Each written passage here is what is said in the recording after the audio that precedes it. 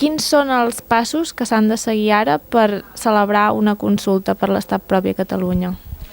Bé, ara mateix a nivell parlamentari estem en la tramitació de la llei de consultes i per tant el que s'haurà de fer és acabar la llei definitivament com a instrument propi per articular-la. Però mentrestant el treball del Consell per la Transició Nacional haurà d'habilitar els informes per poder demanar el referèndum a Madrid a l'empar de la llei actualment vigent.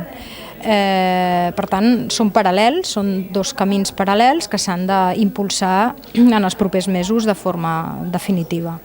Es busca la formalització del no a través d'aquests passos per després avançar per d'altres vies que sí que permetin la independència? Es busca esgotar de cara al panorama internacional, esgotar el principi democràtic al màxim. És a dir, no és que hi hagi una confiança en les institucions de l'Estat, és que nosaltres considerem que fer bé les coses passa per dimensionar aquests nos de la millor manera possible i de la forma més rigorosa possible, a nivell jurídic, a nivell legislatiu i a nivell institucional.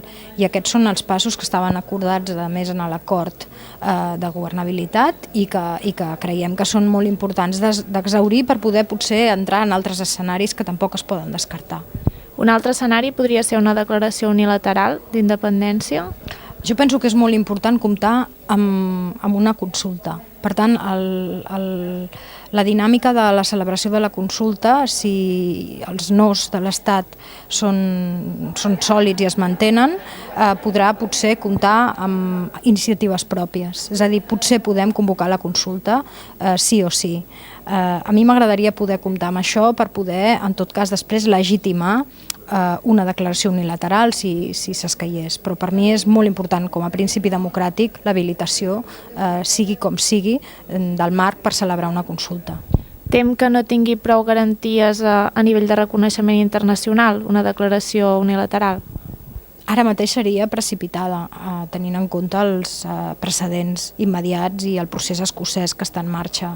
Jo penso que tenim prou eines com per exhaurir aquest principi democràtic al màxim i, en tot cas, tampoc descartar una declaració unilateral si l'escenari polític i democràtic en aquell moment orienta la situació i les circumstàncies cap a aquesta decisió.